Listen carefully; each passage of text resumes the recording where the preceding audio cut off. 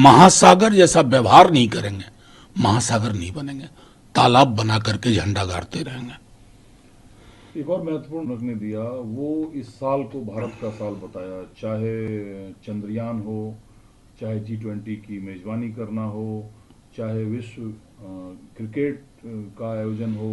कहा यह साल जो है ये भारत का साल है और भारत को इसमें बहुत कुछ प्रदर्शित करने का मौका है। देखिए, भारत का साल यही नहीं है सिर्फ।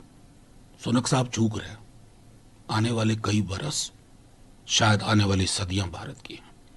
जिस प्रकार, लेकिन उसमें सबसे बड़ी चीज है हमारी सारी उपलब्धियां खारिज हो जाएंगी, क्योंकि भूतपूर्व प्रधानमंत्री ने भी एक बात कही, इंडिया का पोजीशन जो यूक्रेन रसिया पर है उसकी तारीफ की, लेकिन साथ में कहा हारमनी। बराक ओबामा आके यहां कह गए थे हारमनी को प्रोटेक्ट करिए। जब वसुधैव कुटुंबकम कहते हैं और लोग ताली बजाते हैं वैश्विक स्तर पर भी, तो यहां के कुटुंबों के बीच में दीवारें जो बनाई गई हैं, उन जिन दीवारों को बना के वोट लिया जा रहा है, उन दीवारों को गिराइए। उसके अलावा कोई विकल्प नहीं है। यूक्रेन और रूस के बीच भारत की स्थिति क्या होनी चाहिए, इस पर भी सुनक ने कहा कि भारत जो है, मुझे लगता है कि अंतर्राष्ट्रीय कानून की परवाह करता है और उसी हिसाब से आगे बढ़ रहा है। देखिए, हम लोगों के फर्क है। आज G20 चल रहा है, मैं इससे ज्यादा नहीं कहूंगा कि यूरोप के कई देश, इवन इधर आइए तो जापान का अलग विचार है, लेकिन हिंदुस्तान ऐतिहासिकता में सोचता है। हम इस बात को इनकार नहीं कर सकते कि रूस के साथ हमारी one of the longest standing friendship रही है। अभी इस बीच में भी हमने एक एक कदम बहुत हिफाजत से लिया है, अपने सरोकारों को प्रोटेक्ट करते हुए, पुरानी दोस्ती के अनुरूप। लेकिन हमने कभी भी ये नहीं कहा यूक्रेन में जो हो रहा है उसके पक्ष में, मानवाधिकार का जो उल्लंघन हो रहा है उसके हम पक्ष में नहीं है। तो ये नीट बैलेंस हम कर पाए हैं। ये सरकार नहीं होती, कोई दूसरी भी सरकार होती तो ऐसा ही करती। इसलिए मैं कहता हूं कि फॉरेन पॉलिसी में कोई फुल स्टॉप नहीं होता है, कोमा और सेमीकोलन एट द मोस्ट। इसी बीच चंद्रबाबू नायडू भी गिरफ्तार होते हैं।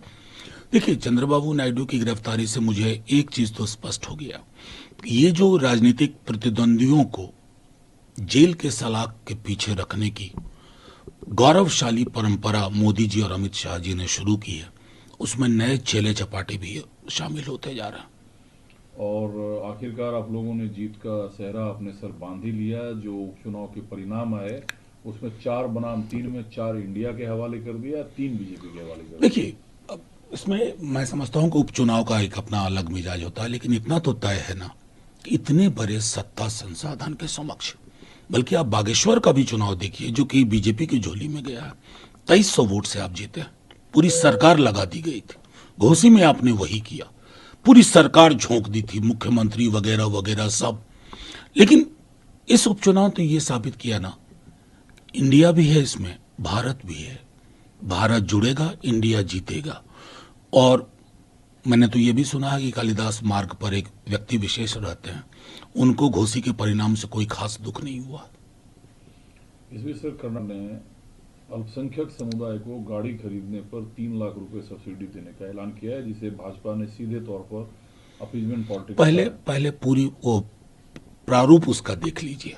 बीजेपी बगैर प्रारूप देखे वो सोचती है कि यही, अभी देखिए प्रधानमंत्री जी G20 कर रहे हैं, मतलब शर्म आनी चाहिए भाजपा के लोगों को।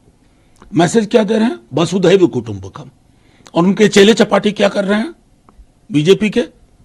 इस तरह की चीजें पोलराइज करने के पूरा प्रारूप देखिए और तब बात करिए। अरे ये आप लोगों ने तो क्या क्या नहीं किया।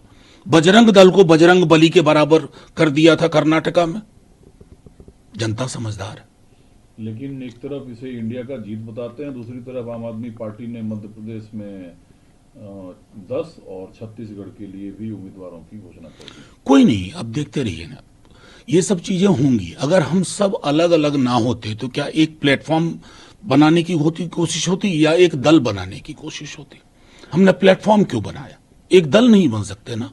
ये थोड़ी छोटी मोटी विभिन्नताएं रहेंगी, लेकिन इसी से रास्ता निकलेगा, इसी से विकल्प उभरेगा। निश्चिंत रहिए। चीन सामूहिक